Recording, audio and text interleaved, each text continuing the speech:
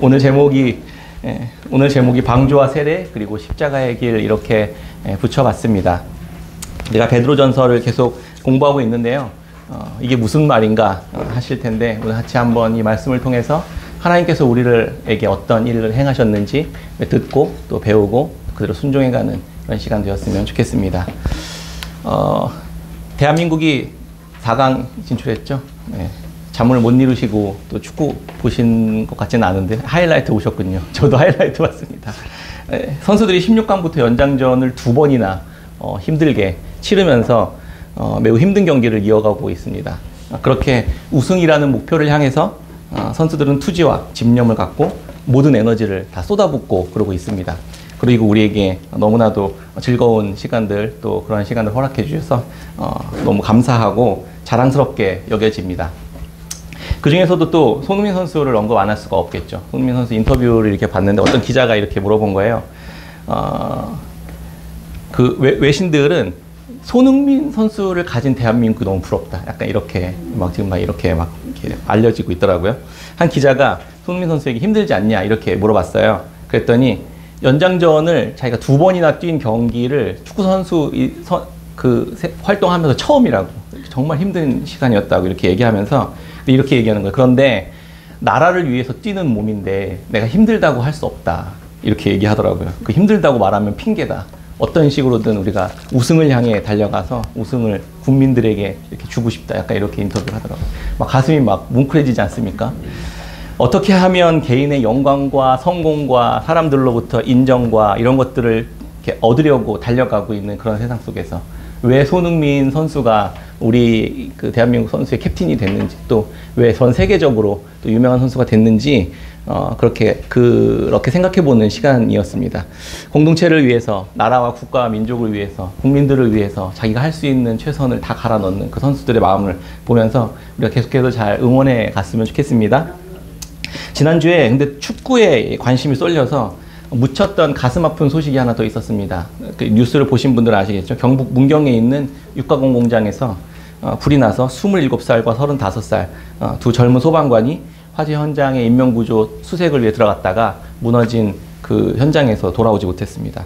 평소 자신은 나는 소방과 결혼했습니다. 이렇게 고백하고 다닐 만큼 사람들을 구하는 것이 가장 행복한 일이라고 말했던 분들이라고 그렇게 합니다. 자신의 목숨이 위험한 상황 속에서도 다른 사람을 구조하는 일이 그 위험한 상황에 내가 직면하는 것보다 훨씬 더 가치 있고 또 복된 일이고 기쁜 일이라고 생각하면서 그렇게 살아왔었던 분들이었습니다. 안타까운 소식에 사람들은 찾아가서 조문하고 그 위로했습니다. 그분들의 선한 양심과 그런 행동들은 사람들의 마음을 움직이고 그 앞에 반응하게 하기에 충분했었던 것 같습니다. 소방관은 구하러 들어갈 때 그 사람이 악한 사람인지 선한 사람인지 구별하지 않잖아요. 생각하지 않습니다. 자신의 안전을 지키기보다 고난과 어려움으로 자신을 집어넣고 그런 위험들을 감수합니다. 그리고 다른 이들에게 도움이 되고 위험에서 벗어나게 해주는 것이죠. 이 소식을 보면서 베드로전서 말씀 묵상하고 있는 지금 그런 과정 속에서 예수 그리스도께서 우리에게 보이신 그런 행동들, 십자가 지시는 삶의 모습들을 생각해 보게 되었습니다. 베드로전서 말씀을 통해서 우리가 어떤 은혜를 입은 자들인지 하나님께서는 생각하게 해주셨습니다.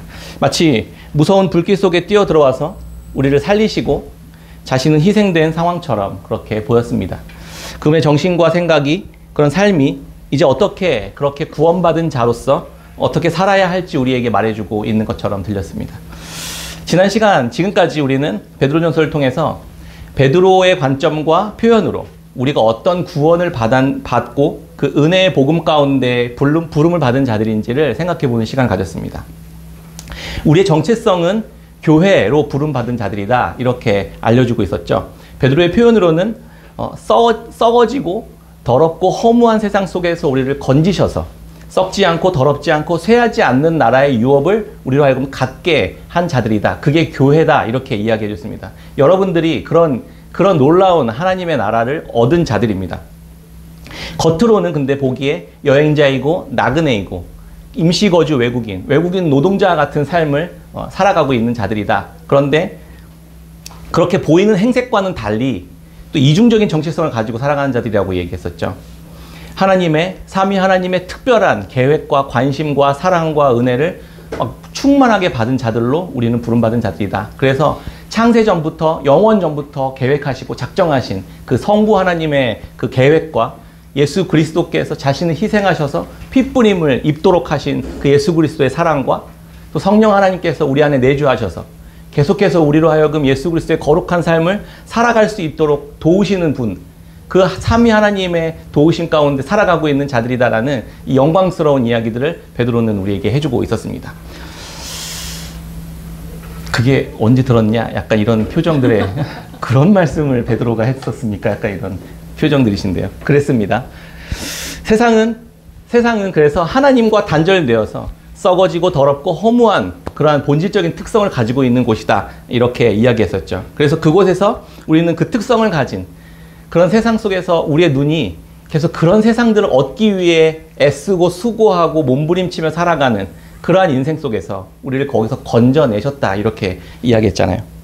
하나님 우리 부르셔서 얻으면 힘들어하고 못 얻으면 슬퍼하고 잃으면 상실감과 낙심에 빠져서 그렇게 종된 삶, 세상에 종된 삶을 살아가고 있었던 우리들을 부르셔서 썩지 않고 더럽지 않고 쇠하지 아니하는 그 나라의 유업을 우리가 하여금 받게 하셨다는 것을 우리에게 말해 주었습니다. 이렇게 베드로 전서 2장까지의 이야기가 바로 거기 그런 이야기였거든요. 그러면 3장 이야기가 그러면 어떻게 그렇게 부름받은 자들이 그런 영광을 입은 자들이 그러면 어떻게 실제로 삶을 살아갈 것인가에 대한 이야기를 3장부터 하고 있다고 했습니다. 그 핵심은 십자가 지는 삶이다. 이렇게 제가 요약을 했죠. 부당한 고난을 받고 그리고 참으면서 도리어 선으로 되갚는 방식. 그렇게 선으로 복을 빌어주는 그러한 선한 행실의 삶을 살아가는 것이 그런 은혜를 받은 자들의 삶이다. 이렇게 정리했습니다.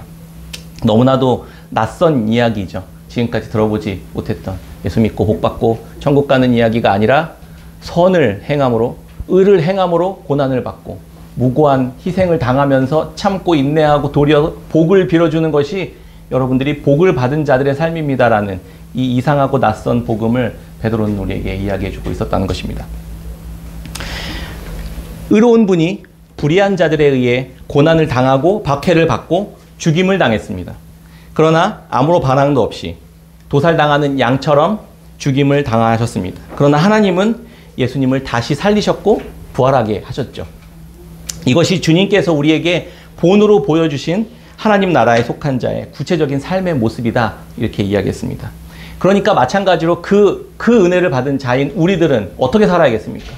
당연히 그분의 본을 따라 살아갈 수밖에 없게 되는 것이죠. 교회된 우리는 하나님의 썩지 않는 말씀으로 태어난 자들이 되었습니다. 그 예수님의 핏부림을 받아 그 영원한 생명을 받은 존재이기 때문에 그 존재에 합당한 이 생명의 말씀을 먹으며 건강하게 자라가야만 한다고 이야기했었죠. 그렇게 본을 보이신 십자가에 지는 삶을 계속해서 따라가는 삶을 통해 우리의 구원이 완성되는 것입니다. 이 모습을 통해서 우리가 알 수 있는 우리의 정체성의 목적, 내 삶이 왜 살아가는지, 우리가 지금 왜 교회로 존재하고 있는지에 대한 목적을 이야기해주고 있습니다. 두 가지라고 했습니다. 하나는 성전됨이고 하나는 제사장됨으로 부르심을 받은 자들이다. 이렇게 이야기했습니다. 우리를 통해서 세상의 악과 어둠과 사망으로 가득한 곳에 그 세상 가운데 다시 보냄을 받아서 악을 악으로 갚지 않고 욕을 욕으로 갚지 않고 도리어 선으로 행함으로 그 불의한 고난을 견디는 그 억울한 길을 계속해서 걸어가는 것. 그것을 통해 악의 횡포 앞에서 맞대어 욕으로 갚지 않고 도리어 자신을 내어주는 십자가의 삶을 살아가는 것. 그것이 성전 되는 길이고 제사장 되는 길이다. 이렇게 지금까지 정리를 했습니다. 이 두 가지 목적이었습니다. 언제 또 그런 얘기를 했냐 이런 표정으로 바라보시는데 함께 남감해합니다. 네. 그런 이야기를 함께 나눴어요. 베드로는 지금 우리에게 그렇게 복음을 설명해주고 있었습니다. 우리가 어떤 영광스러운 은혜를 받은 자들인지 그리고 그 은혜를 받은 자답게 어떻게 살아야만 하는지에 대해서 지금까지 설명해 주었던 것입니다. 우리가 이렇게 말씀을 따라 행할 때 어둠과 죄와 사망으로 가득한 이 세상이 소망 없는 세상에서 하나님의 살아계심을 드러내고 선하신 영광의 빛을 드러내는 그 십자가의 삶을 통해서 세상 가운데 성전이 지어져 가고 세상 가운데 우리가 제사장으로 세워져 가게 되는 것입니다. 이 이야기를 우리처럼 잘 이해하지 못할까 봐 베드로는 여러 가지 비유를 가져옵니다. 너무 친절하죠. 이 이야기가 분명히 예수님께서 우리에게 말씀하신 복음의 이야기라는 사실을 한번 확인하고 넘어갈까요? 오늘 3장, 베드로전서 3장 9절 말씀입니다. 같이 한번 읽어보겠습니다. 3장 9절입니다. 시작. 악을 악으로 욕을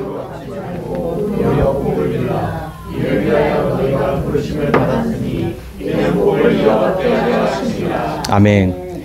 너무 분명하게 말씀하셨죠. 왜 우리가 여기 지금 살아가고 있는지, 왜 우리가 지금 교회에 나왔고, 왜 우리가 지금 여기서 예배드리고 기도하고 찬양하고 하나님을 믿고 공동체 안에 속해서 이런 삶을 계속해서 살아가는지, 악을 악으로 욕을 욕으로 되갚지 않는 삶을 살아내기 위해서 우리가 부름을 받은 자들이다, 이렇게 이야기하고 있는 것입니다. 논쟁의 여지가 없습니다. 문제는 이게 우리가 납득되지 않고 받아들여지지 않는다는 게 문제지, 성경은, 말씀은, 하나님은 계속해서 우리에게 그렇게 이야기하고 요구하고 계시는 것입니다. 예수를 믿어서 천국 가는 티켓을, 확실한 티켓을 딱 얻고 마음의 평안을 딱 얻고 우리가 더 나은 성공을 하도록 주님이 도와주시는 그런 분으로 우리를 하나님이 계속해서 활용하고 사용하는 것이 아니라, 세상 속에서 더 성공하고 뭔가 더 편안하고 우리가 더 무탈한 삶을 하나님께서 살도록 도와주시는 그런 분으로 우리가 그렇게 종교 생활을 하는 것이 아니라, 신앙생활은 복을 이어받도록 하기 위함이다, 이렇게 이야기하고 있죠. 9절 하반절 말씀에 이는 복을 이어받게 하려 하심이라. 그런데 그 복이 우리가 생각하는 그런 복이 아니라 예수님처럼 살 수 있는 복이라는 말입니다. 예수님처럼 살 수 있는 복이요. 예수 그리스도께서 우리에게 보이신 선한 양심을 가지고 살아갈 수 있도록 하시는 복, 그게 복이라고요. 예수님처럼 죄인이며 악인인 나를 위해 십자가에 대신 죽으시고 부활하시는 그 길을 따라갈 수 있는 복. 이 복은 역설적이게도 불의하고 부당한 고난을 받아도 참고 인내하며 도리어 선으로 되갚는 삶을 온전히 살아낼 수 있도록 하시는 능력을 갖게 되는 복, 그게 복이라는 말입니다. 베드로전서 3장 17절부터 19절까지 같이 한번 읽어볼까요? 17절부터 19절입니다. 시작. 선을 행함으로 고난받는 것이 하나님의 뜻일진데 고난받는 것보다 나으니라. 그리스도께서도 단번에 죄를 위하여 죽으사 의인으로서 불의한 자를 대신하셨으니 이는 우리를 하나님 앞으로 인도하려 하심이라. 육체로는 죽임을 당하시고 영으로는 살리심을 받으셨으니 그가 또한 영으로 가서 옥에 있는 아멘. 너무 말도 안 되는 것처럼 들리는 이 예수 그리스도의 부당한 고난을 통과하는 이 복음의 의미를 설명하기 위해서 베드로 두 가지를 더 가져옵니다. 하나는 노아의 방주 이야기고 하나는 세례에 관한 이야기를 가져옵니다. 지금까지 설명한 이 복음과 구원의 이야기에 노아의 방주 이야기를 베드로 왜 갖고 올까요? 3장 20절입니다. 그들은 전에 노아의 날 방주를 준비할 동안 하나님이 오래 참고 기다리실 때 복종하지 아니하던 자들이라. 방주에서 물로 말미암아 구원을 얻은 자가 몇 명뿐이니 겨우 8명이라. 노아는 방주를 준비할 동안에 세상 사람들로부터 예수님이 받으셨던 그런 고난을 비슷하게 받았던 사람이었습니다. 하나님의 말씀에 순종하는 건 매우 어려운 일이죠. 십자가 지는 삶을 사십시오. 이거 굉장히 어려운 일입니다. 노아에게 갑자기 나타나셔서 악이 가득한 그 세상 가운데 하나님이 나타나셔서 방주를 지어라.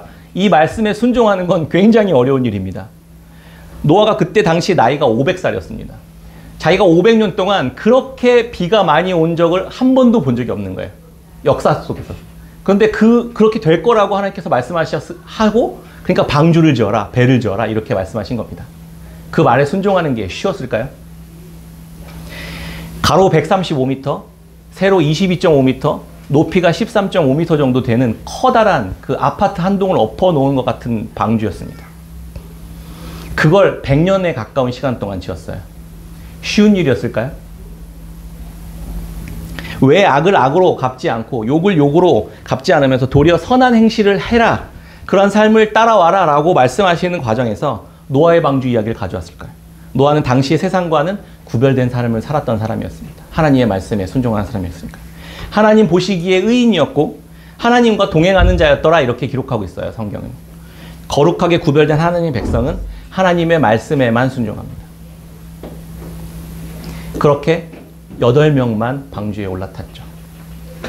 500년 동안 그렇게 살아왔었던 삶을 다 뒤집어 엎어야만 하는 그러한 하나님의 말씀에 순종하는 것. 노아는 그렇게 순종했습니다. 완전 미친 짓이었죠. 세상의 이해와 가치관과는 전혀 다른 그러한 바보 멍청이 같은 삶을 살 수밖에 없었던 것입니다. 100년 동안요. 사람들의 반응은 어땠을까요? 나 이제 방주 지어야 돼. 이게 뭔 미친 짓이냐.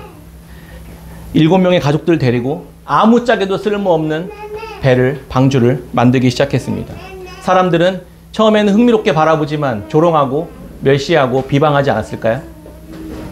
혹시라도 궁금해서 물어보는 사람들에게 하나님께서 물로 온 세상을 다 심판하도록 하셨으니까 너도 방주 짓는 데 동참하라. 이렇게 말하면 미친 사람 취급당하지 않았을까요? 그 말을 듣고 사람들은 어떻게 반응했을까요? 온 동네방네 노아에 대한 소문이 퍼졌습니다. 드디어 저 인간이 미쳤구나. 그러나 아무도 노아와 그 방주를 짓는 일에 동참한 사람은 한 사람도 없었다는 것입니다. 노아가 방주를 짓고 있다는 소식은 곧 쏟아질 심판 앞에서 유일한 구원의 소식이었습니다. 방주를 지어야만 한다는 건 복음이었다고요. 그 복음에 동참한 사람은 아무도 없었던 겁니다. 왜요? 미친 짓처럼 보였으니까. 우리의 생각과는 너무 다른 길이었으니까.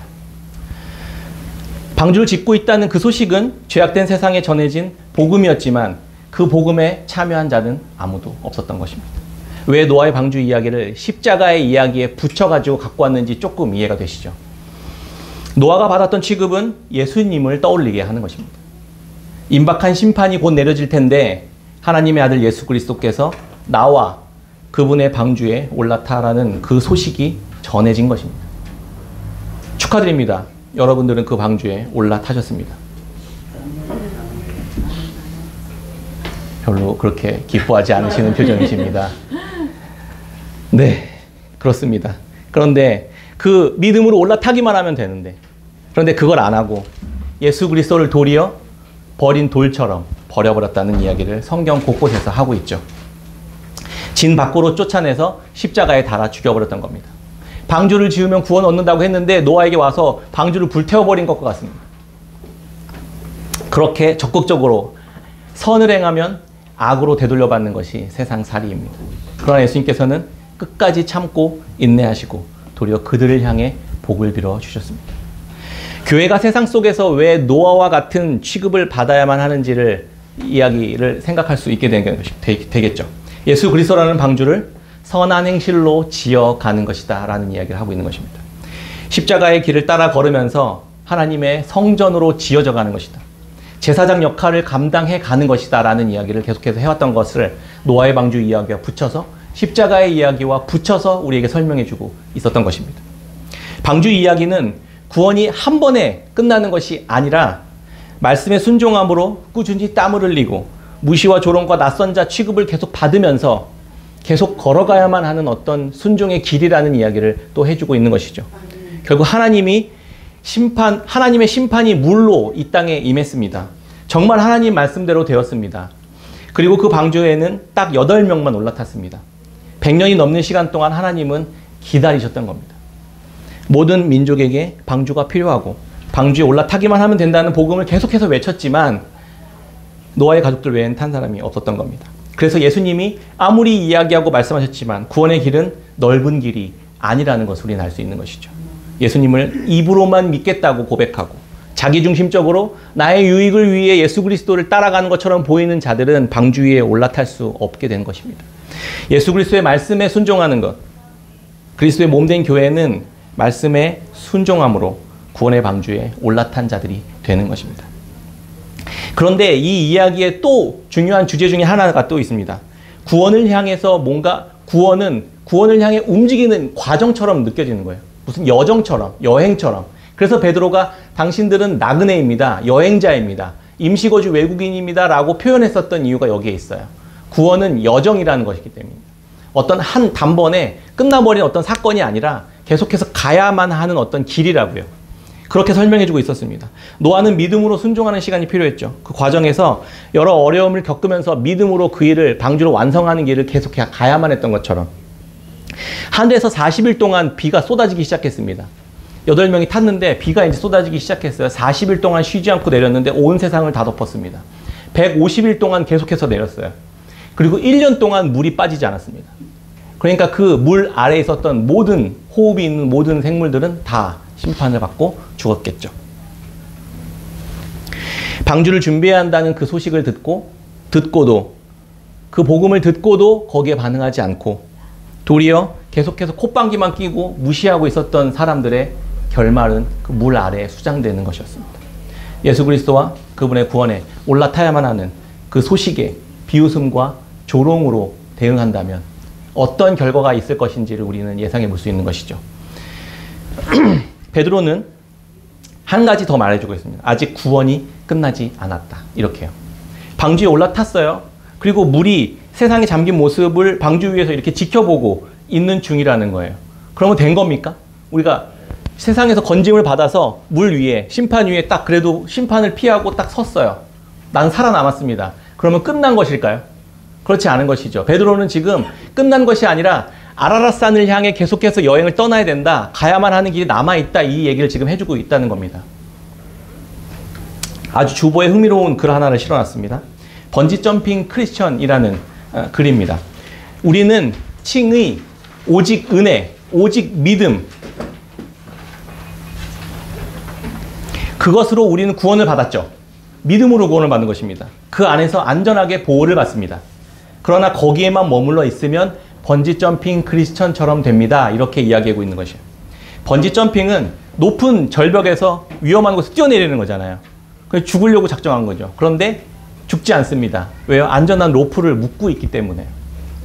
그것처럼 칭의라는 안전한 로프를 딱 허리에 묶고 아주 죄 가운데로 스릴 있게 뛰어내리는 그런 그리스도인들을 번지점핑 그리스도인 이렇게 부른 것이며, 여기에 방주 이야기를 더합니다. 더해서 흥미로운 이야기를 이제 각색해서 만들어 주셨어요. 그래서 심판의 상징입니다. 물이라는 건 심판의 상징이거든요. 물 위에 방주가 딱 떠 있죠. 은혜로 방주에 올라타서 그 8명의 가족은 심판을 면했습니다. 그 아래에는 죄와 악이 가득한 그런 심판의 결과로 죽은 시체들이 가득 있었겠죠. 안전한 방주 위에서 우리가 아라랏산, 새하늘과 새 땅, 하나님의 약속의 땅으로 가는 이 여정이라는 사실을 잃어버리면 그 안에서 무슨 생각을 할까요? 아, 따분하다. 이제 하루 이틀 날짜가 지나면서 구원받았던 그 감격과 기쁨은 사라지고, 아, 이제 따분하네. 이제 뭐 다른 거 할 거 없나? 다시 기웃거리기 시작한다는 것이죠. 세상을 향해 바라보는 마음으로 다시 기웃거리게 되는 게 우리의 모습입니다. 그러니까 오직 믿음, 오직 은혜, 오직 칭의, 하나님의 사랑, 뭐 이런 것만으로만 부르고 있으면 내가 무슨 짓을 해도 하나님이 나를 하나님의 사랑에서 끊을 수 없구나, 이렇게 생각하면서 다시 어디를 바라보냐면 내가 출애굽했었던 그 옛날 그 죄악된 삶을 다시 생각하기 시작한다는 겁니다. 그래서 무슨 짓을 하냐? 오직 은혜, 칭의라는 구명투구를 딱 끼고 그 죄와 사망과 심판이 있는 세상 속으로 뛰어듭니다. 그래서 스릴 있는 그런 시간들을 즐기는 것이죠. 그 사망과 어둠이 가득한 내가 죽을 뻔한 그곳을 유유히 수영하며 그곳을 누리다가 다시 로프를 타고 올라옵니다. 구원의 방주 위로. 이제 죽지 않았잖아요. 그림이 그려지시나요? 그림이? 무슨 일이 지금 벌어지고 있는지. 교회는 악이 가득한 이 땅에서 예수 그리스도께서 보이신 십자가의 선한 행실을 통해서 하나님의 보좌로 오르신 예수 그리스도의 길을 따라가야만 하는, 이동해 가야만 할 자들입니다. 구원에는 믿음과 인내 그리고 순종의 길을 향해 걷는, 그래서 이동이 있어야 하는, 이 이동을 잃어버리면 이런 번지점핑 크리스천으로 전락해 버리게 된다는 것입니다. 이런 그리스도인들이 너무나도 많지 않습니까? 나는 무슨 짓을 해도 하나님의 은혜와 칭의 안에 있기 때문에 성화 따위는 필요 없습니다. 이미 천국에 갈 수 있는 티켓을 얻었기 때문입니다. 이렇게 말은 하진 않지만 그런 삶을, 그런 생각을 가진 삶을 살고 있지는 않습니까? 그런 그리스도인들이 너무나도 많지 않습니까? 그렇게는 아라랏산에 이르를 수 없다는 것입니다. 출애굽한 이스라엘 백성들이 애굽에서 구원을 얻었다고 해서 광야에서 텐트 치고 천막 치고 거기서 이제 자유롭게 살아간다면, 약속의 땅 가나안을 향해 가야 하는 여정을 잃어버린다면 그 구원은 온전히 완성되지 못할 것입니다. 마지막으로 베드로는 교회에게 그래서 세례의 의미를 또 하나 가져옵니다. 세례. 십자가의 길이 교회가 걸어가야 할 구원의 길임을 최종적으로 확인해 줍니다. 그래서 첫 번째 세례의 의미는 교회는 세례받은 자들이라는 것입니다. 올해 우리 깨샘 틴즈 우리 아이들이 이제 세례를 받게 될 텐데 너무 감격스럽지 않습니까? 이 꼬맹이들이 세례를 받는다니요. 세례의 의미를 잘 보고 잘 듣고 배웠으면 좋겠습니다. 세례는 물에 잠겨서 심판을 받는 그런 세상처럼 우리도 그렇게 심판을 받아 물에 죽는다는 의미를 갖고 있습니다. 함께 죽는 거예요. 세상과 함께 죄악된 삶에 살아가고 있었던 이 죄악된 삶이 죽고 거기서 방주가 떠오르듯이 물 바깥으로 떠오르는 구원을 받았다라는 그러한 예표를 행하는 이 예식입니다. 예수 그리스도와 함께 죽었고 다시 살아났다는 의미를 가진 게 세례죠. 우리는 그러한 칭의를 받은 자들입니다. 그런 하나님의 은혜를 받은 자들입니다. 거기에 우리의 어떤 공로나 어떤 행위도 없습니다. 우리는 거저 그렇게 은혜를 받은 것이죠. 그런데 두 번째 의미가 있습니다. 사도 베드로는 이 세례의 의미를 육체의 더러운 죄를 제거하는 것에서 한 걸음 더 나아가서 하나님을 향한 선한 양심의 간군이라 이렇게 설명하고 있거든요. 오늘 본문에 21절에 21절 같이 읽어볼까요? 시작. 물은 예수 그리스도께서 부활하심으로 말미암아 이제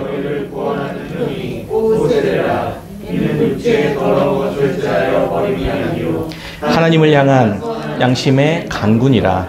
아멘. 우리가 옛 자아가 예수 그리스도와 함께 죽었습니다. 그리고 그리스도와 함께 다시 살아났죠.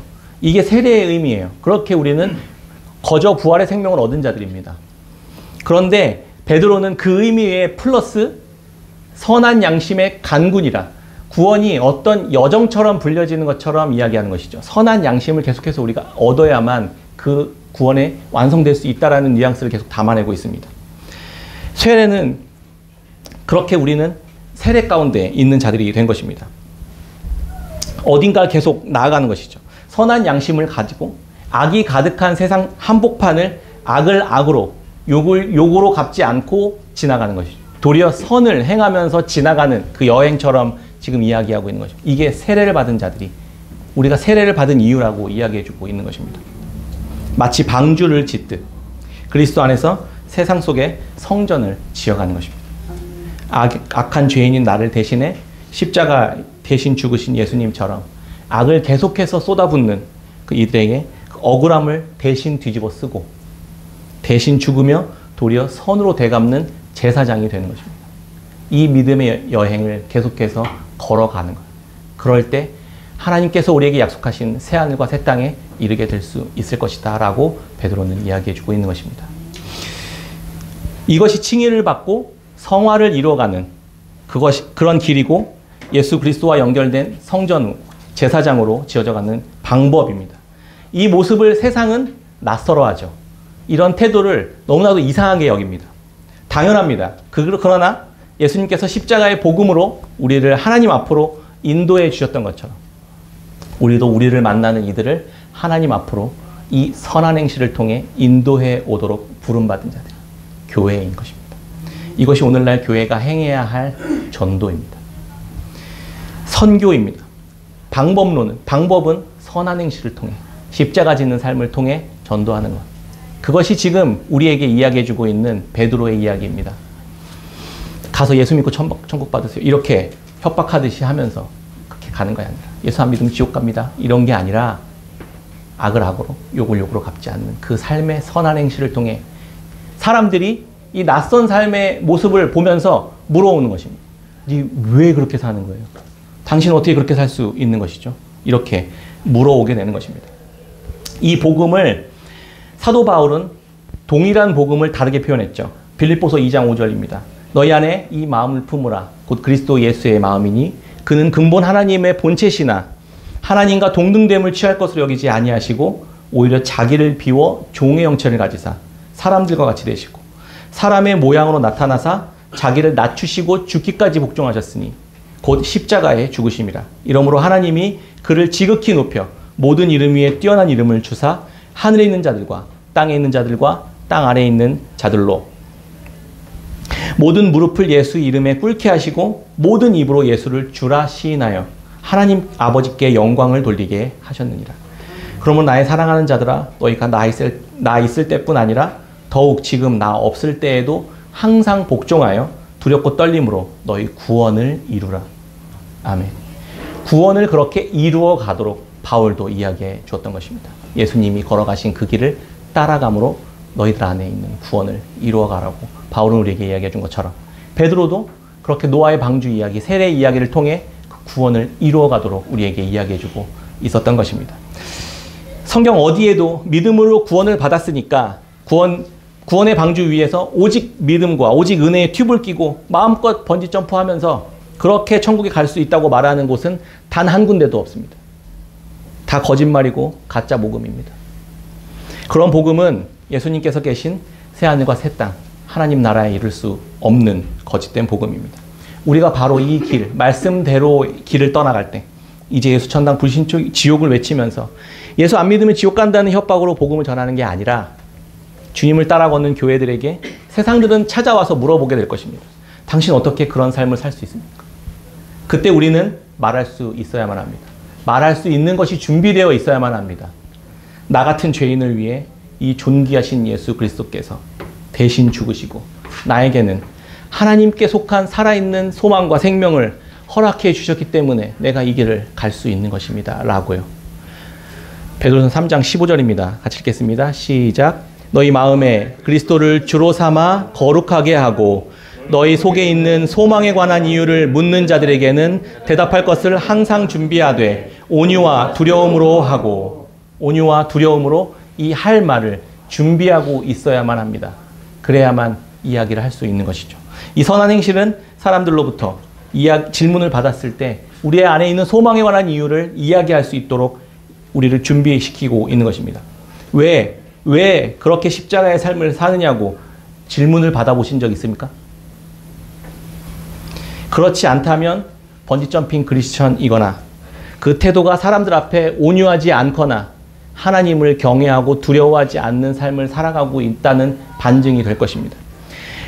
방주에 올라타서 번지점프를 즐기는 자들이 되어서는 안 됩니다. 성령 안에서 예수 그리스도께서 본을 보이신 이 십자가의 길을 걸으며 구원을 완성해가는 우리 깨끗한 샘교회 성도님들이 다 되셨으면 좋겠습니다. 말씀을 맺겠습니다. 말씀을 준비하면서 하나님의 은혜의 마음을 생각해 보게 되었습니다. 왜 교회는 우리들에게 십자가의 길을 걸으라고 하실까? 방주의 문이 닫히고 심판의 물이 쏟아지고 있을 때 하나님은 방주에 탄 자들을 통해 물에 잠겨서 허우적대고 있는 이들을 건져 올릴 수 있도록 잠시 또 허락하신 것 같은 그런 생각을 갖게 되었습니다. 우리가 칭의의 튜브를 끼고 있는 것, 우리 오직 은혜의 튜브를 끼고 방주에 매달려서 세상 속으로 점핑을 해 들어가는 게 나의 욕망과 나의 유익과 나의 기쁨과 즐거움을 향해 뛰어드는 게 아니라 아직 그 속에서 허우적대며 살려달라고 손을 내밀고 있는 그들을 향해 뛰어들도록 하나님께서 하신 것은 아닐까 그런 생각을 해보게 되었습니다. 여전히 방주 위에 올라타지 못한 그러나 살려달라고 그렇게 몸부림치며 우리를 향해 손을 내밀고 있는 그 영혼들을 향해 칭의의 튜브를 끼고 뛰어가야 되지 않을까 하는 생각을 해보게 되었습니다. 우리에게 오직 은혜와 오직 믿음이라는 이 은혜를 허락하신 이유가 바로 거기에 있는 것 같습니다. 시작할 때 산소통과 방화복을 입고 화재가 난 현장 속으로 뛰어들었던 소방관의 이야기를 했습니다.